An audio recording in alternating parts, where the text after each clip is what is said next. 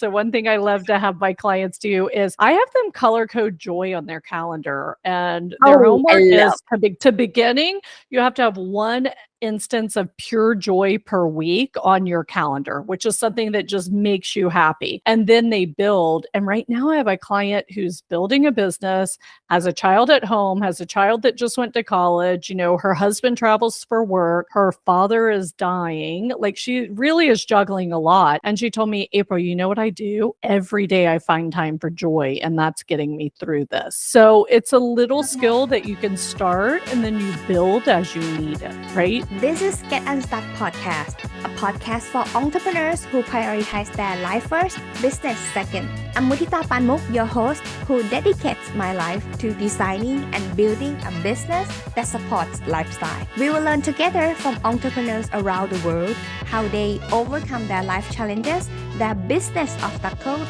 and yet still get unstuck from the hamster wheel of burying themselves into their business. Because time is the number one commodity in the world that you cannot get back once it's gone. So let's shorten the learning curve and see how can we prioritize better. Let's get unstuck. Hey, Get Unstuck Nation. So our guest today, April Roberts, she's a founder and CEO of VIXEN Gathering. 16 years of entrepreneur, business consultant, high-performance life coach, and spiritual healer who helps women scale their business while maintaining their peace, joy, and love. So please welcome April with us today to Get Unstuck podcast. So hi, April. Thank you for joining us today. Hi, Mutita. Thank you so much for having me. So April, before we get started, 16 years of entrepreneurship. How you get started this entrepreneurial journey?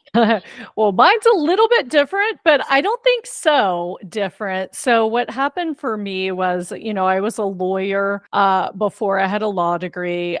Short version is I married an Italian. We moved to Italy. My American law degree is not good in Europe. So I had a very hard time getting a job. Either I couldn't get hired as a lawyer because my law degree wasn't good. And then I tried to apply to be like a paralegal or different other jobs in the law firm. And they would tell me that I was overqualified. So basically, I became a glorified housewife with no children, which if you're a very driven person, that's very challenging, right? So I started teaching English while I was in Italy. And I actually loved that experience because I taught adults. So I taught at corporations and I taught lawyers and executives. And when you teach another language, you're constantly listening all day long. And so it gave me really huge gratitude to teachers and what they do, right? Because it really is physically and emotionally exhausting to be engaged like that all day. But what I loved is it made me such a good listener. So when I became a financial advisor and now a coach, listening is a critical skill in both of those careers. So to answer your question, how I got started was, unfortunately, I got divorced and moved home to the US. And so my life had kind of stopped, right? And I had to recreate myself. And it definitely didn't happen overnight. I spent many days going for long walks, wondering what the heck was next in my life. And I just remember one day I was tired of it. And I looked up and I was like, okay, I'm ready. Send it to me. And, within a week, I found a house to move into. I got a job as a lawyer that was paid me well and I didn't have to work that much, which was important to me because I was still getting my life back together, right? And it's important for me to show up well. And I met someone else. So it was kind of like, I talk about God. Some people may say the universe, the quantum field, but I was definitely getting a kick to move on, right? So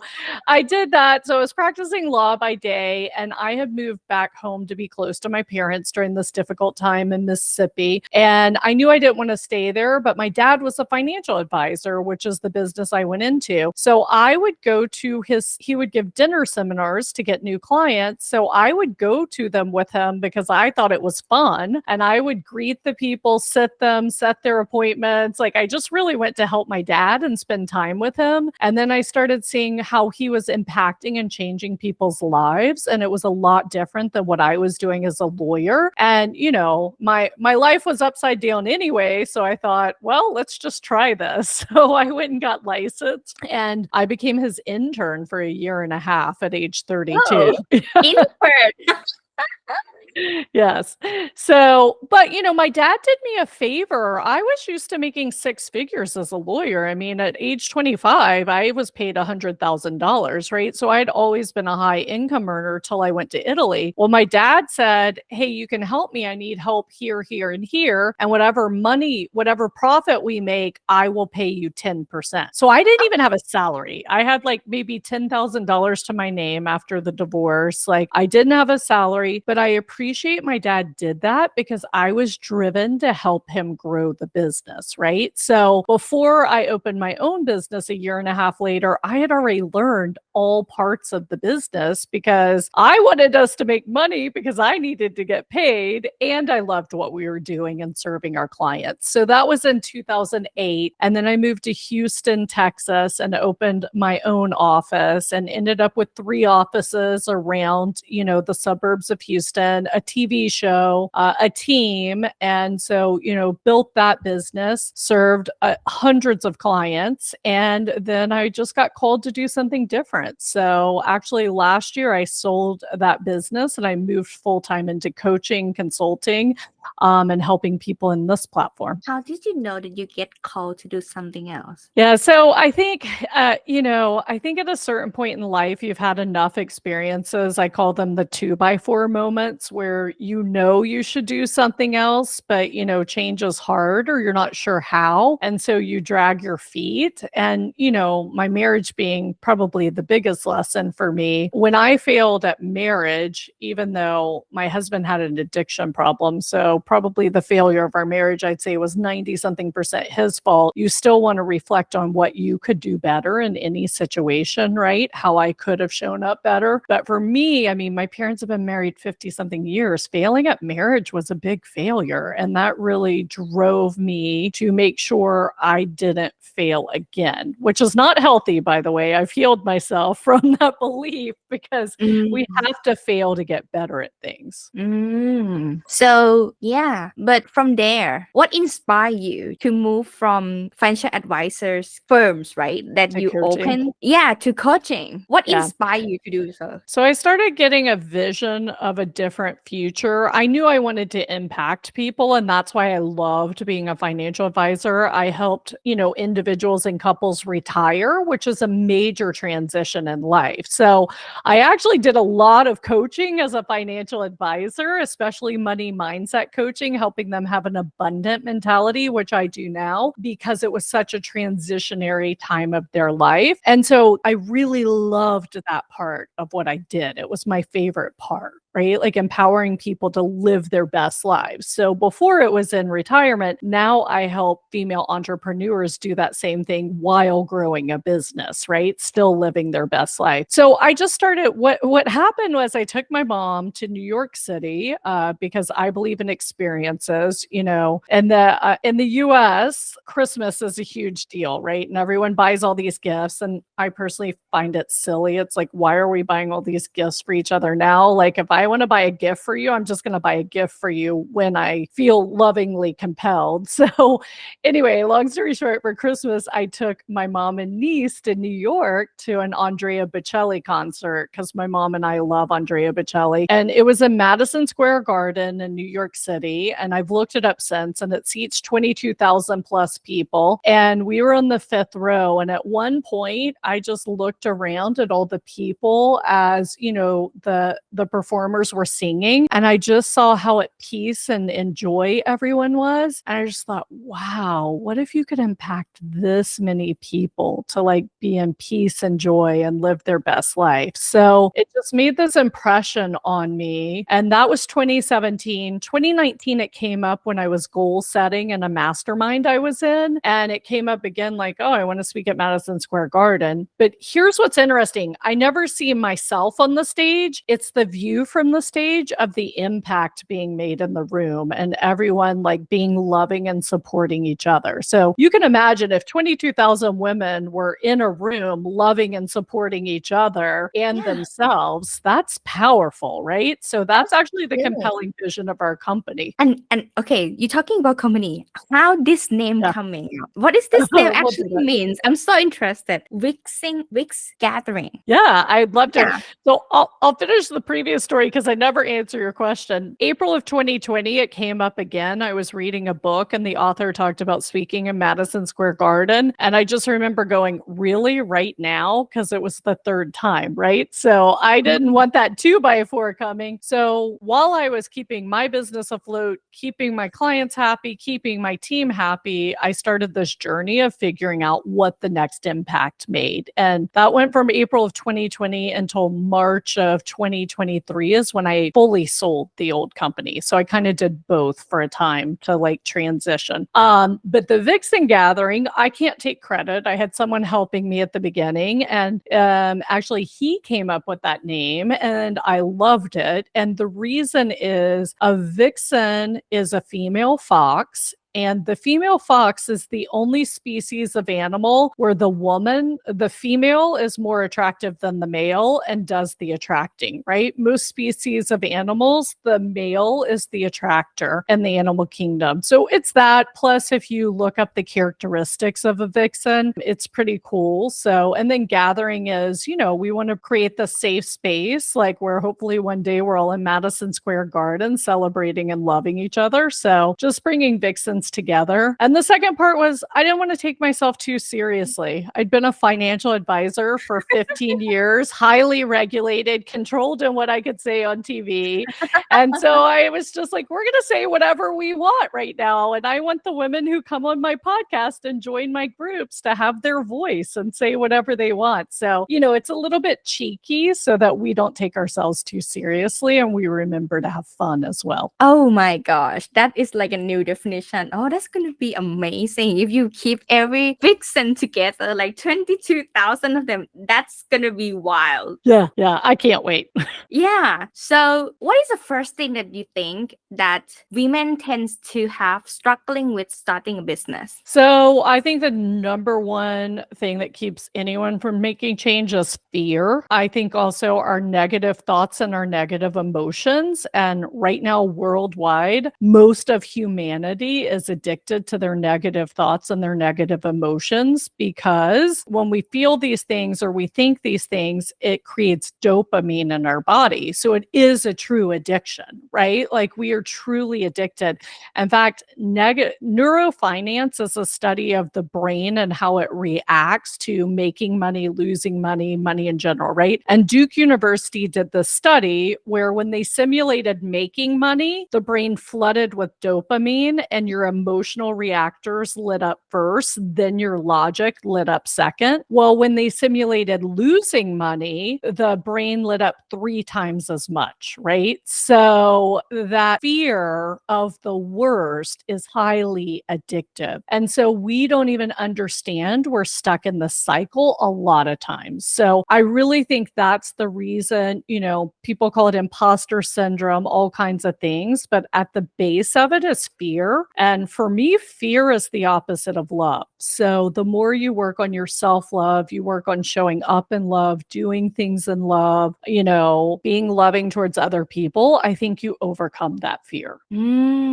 But how can you know what you fear of? Well, you have to get quiet with yourself and listen. Isn't that simple? You say it sounds simple.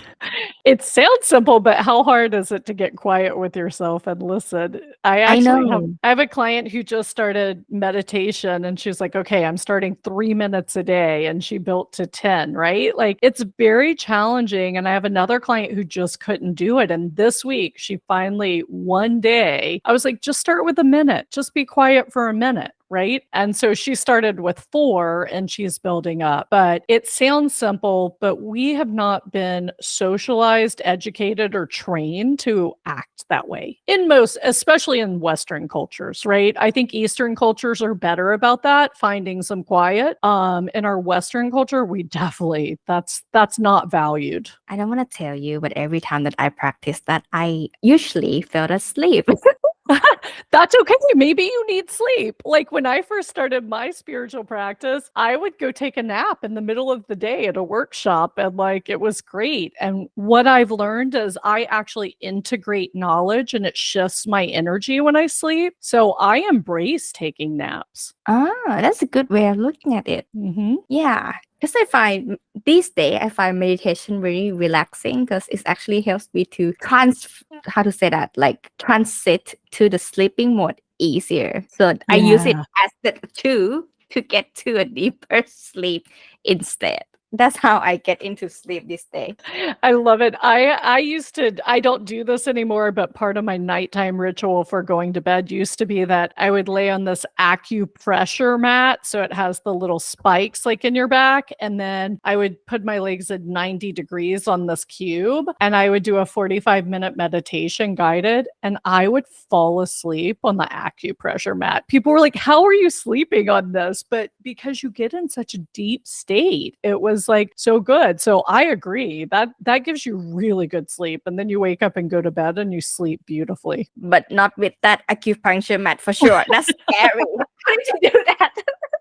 I don't know. I really liked it. If you try it, it was the first thing I found that actually released the tension across my shoulder blades because I hold most of my tension here. And so that release now through my spiritual work and energetic work, I'm good. I'm released. I also do a lot of stretching. Like I go somewhere where they stretch me. So I actively work to keep that tension moving. But before even massages, they would be like, I'm so sorry. Can you come back? I can't get this tension out of your shoulders. So the acupressure mat really worked.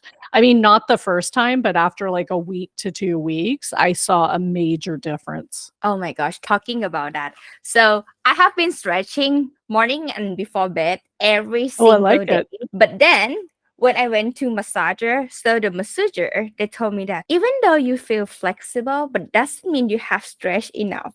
They're still torturing me. Oh no. So like, why you work so hard? I'm like, I don't even know that I have that much stiffness on my shoulder. It's so funny. I know my whole life since I was like 20, actually in my 20s, because I was working at a large law firm then, and I get a massage. You're too young to have this much tension. Why do you work so hard? Like, did I ask you for an opinion on my lifestyle? No, I'm just here for you to relax me. And they keep saying that you can sleep now, but no, I can't. I'm in pain. What are you doing? Oh, wow. Oh my gosh. Maybe have you tried an Epsom salt bath after you go there? Because it helps get that energy out. Don't take too many because it takes away good and bad energy. But What is they're that? probably Say it again. Epsom, EPSOM. So it's like, yeah, it's a salt with magnesium and potassium in it you put in your bath. Oh, Yeah. right. Okay, I would try. Do that for like 10 minutes, but don't have the bath too hot. You want it like kind of lukewarm because Mhm. it'll relax you. And then you can do that 1 to 2 times a month. It really helps because they're probably releasing things when you're having the massage, but then it gets stuck in your energy field. So that Epsom salt will like pull it out. Like it neutralizes anything that's been pulled out. Oh, thank you. Yeah, I would try that. I would find that. That's good tips. Yeah, they got a lot of money from me already. So yeah, so I mean, it's amazing when you have like a like-minded women, and then like you get to talk to them every single day, right? Chit-chatting about what we interested and also what we are building currently. Like that's so encouraging that when we are talking about the same thing, the same goal, and also what we are building, like marriage, love life, joy, enjoy things, or something like that. How you help your clients this day? Like what is it that they usually like needs help from you? So I help so I started with my VIXEN mastermind, which was built for female entrepreneurs already doing six figures. But, from six figures to seven is, you can call it the stormy period where you're figuring things out, right? There's a lot of chaos. You don't really have a team built. You're doing a lot of the work. And so even though, I had clients come in who are making two, three, $400,000, but they don't feel great about it because they either have guilt because they feel like they don't have enough time with their kids, or they feel pulled in too many directions, or they're not taking care of themselves. And so a lot of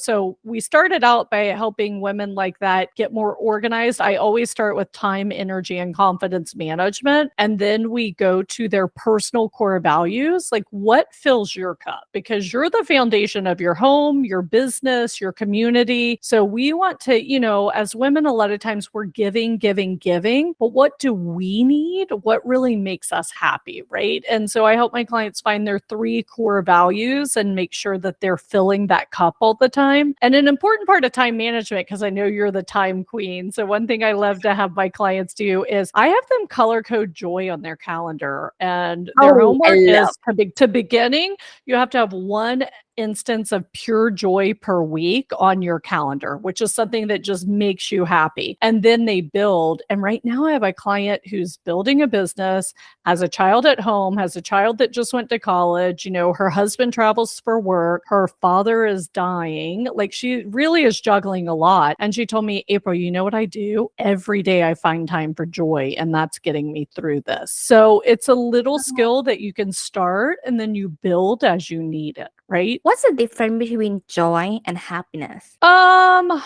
Great question. I think for each person, this means something different, but I think happiness is closer to contentment, whereas joy is just like, happiness is a more sustainable state of being for most people. I personally like to be joyful as much as possible, and I like to call myself a vessel of God's joy because I'm always trying to bring joy to everyone. But for me, joy is just that thing that makes you like feel like a child, right? Like you're so happy. Like if you can remember when you were a child playing outside or whatever you did, that you just felt completely free and in the moment. So for me, that's how I like to explain joy. Like if something makes you giggle like a child, you're in a joyful moment, but just almost like this energy bursting out of you that you're so happy to be alive. Whereas happiness is probably a little bit calmer frequency, right?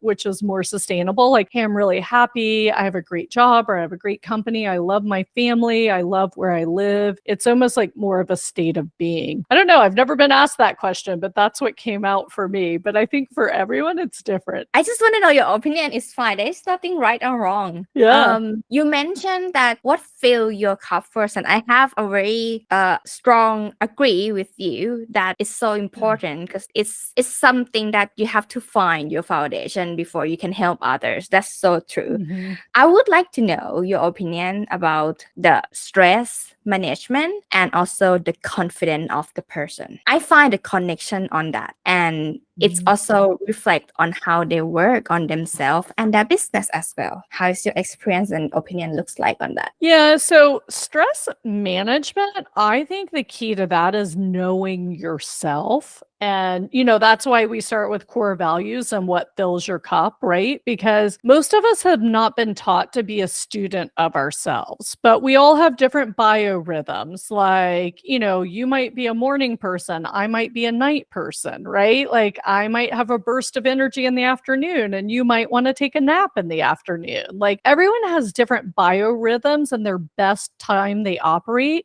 We also have different ways that we digest information. affirmation, right? For me, it's really important to talk things out loud. And I have to warn my team, hey, I'm just thinking out loud. That doesn't mean I need you to go do this, but like having the conversation with them helps me, and getting their feedback helps me to make decisions, right? Whereas someone else may want to go write a pro con list, and that's how they make decisions. So one, there are a number of assessments you can take. I've taken my Colby assessment, my print, my disc, like there's a ton of different assessments to understand yourself. I've done my human design chart, which is kind of a more spiritual aspect of how I operate. So you can do all these assessments and learn yourself that way. And it's interesting, Mutita, because a lot of times people fight against those assessments. They're like, no, this isn't me. It is you. You've just learned to be a different way, right? But if you operated the way that is truly you, then you are maintaining your energy better, which I think is the key component to time management. Time management is really energy management, right? A lot of times we think it's just getting stuff done, but if you combine it with energy management, you still feel good at the end of the day. Like, because and that's just the concept that most people think. So yeah, I think stress, so that's one way to know yourself. Another way is just to pay attention. A lot of times I assign my clients the homework, hey, I want you to write down everything that aggravates you over the next week. And we're going to talk about it in our coaching session, right? And it might be my husband left a pile of laundry on the bed. It might be a client canceled on me, right? But I want every moment where you just kind of go, ugh, throughout the week, because the more we can eliminate these situations, the less stress you have in your life, because a lot of stress comes from change and everyday stuff, right? A lot of times the big things we're preparing for. So yeah, I think knowing yourself is the key to stress management. And how you and I talked about naps, I know that a nap does wonders for me. For someone else, it might be the worst thing in the world, right? So if I need to reset and refresh, I'm going to go for a 20-minute walk, or I'm going to take a 28-minute nap. Like I have an app that wakes me up in 28 minutes, right? But for someone else, it might be going to play with their dog, or, playing with their kids. And so that's why I just think keep a list of what aggravates you and keep a list of what makes you happy. And how do you eliminate the things that aggravate you, and how do you add more in of the things that make you happy? And then you're going to be just more balanced, and you're going to show up better. So that's stress management. And I know there was another part to the question, if you can remember. I'm sorry. I forgot. No. About the confidence. Because I Yeah. find, at least for me, I noticed that when I feel like there's something wrong with me, I'm not as confident, and I'm not show Yes. up at my best. So you mentioned about we need to figure out one of the core value, that is to figure out the confidence in your client self as well. So that is also important in your work. What is it that you need to help them? I think it's so important to stress that. Yeah, no, I'm huge on confidence. So what I do every meeting with my team and every meeting with a client, we start out with positive focus, which is what are our wins, right? Like what's going well in our personal and professional life now. And so the more you can focus on what's going right, and it's a little different than gratitude. It's more celebrating, but I also believe in gratitude as well.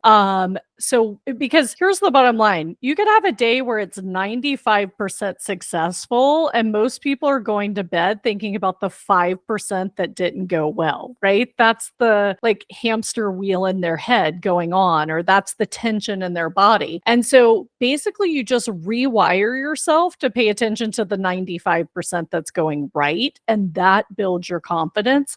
I also think knowing your purpose and things, especially for women, we're very purpose driven. So if it's like, I want to make $1 million because I want to make sure my kids have the best life, or take my family on vacation, or help my parents, like when they have a compelling purpose behind their goals, you have a lot more confidence to reach it.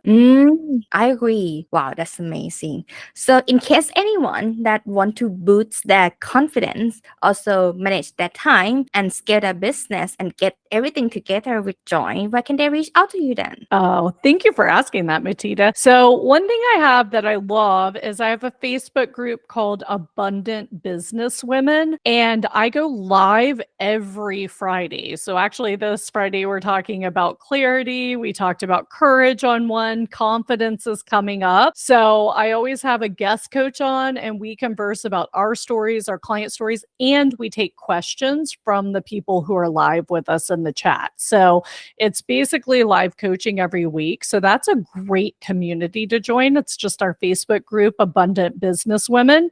And then our YouTube channel, VIXEN Gathering. Again, I have plenty of live coaching solo episodes I do of my podcast, The VIXEN Voice. And we have lots of panel discussions. So it's almost like you get free group coaching by listening. But if you do want to join a group or join us, you can find us at vixengathering.com. And we'd love to chat with you about that. Yeah, I will make sure that I put all the links here and also in the description you. and the show note. Yeah, so everyone, it's feel amazing already to be a part of VIXEN Ladies. Okay, so please don't forget to follow April over there. And yeah, just enjoy the show and also figure out what is your core value, core confidence, and core clarity to get back on your feet again. And yeah, that seems amazing to be a part of it. I already feel excited. Thank you so much for you to join Get Unstuck podcast today and having a fruitful conversation with me today. Yeah, thank you, Matita. I hope you have a great evening. Yeah, likewise. Have a great day. Okay, bye, everyone.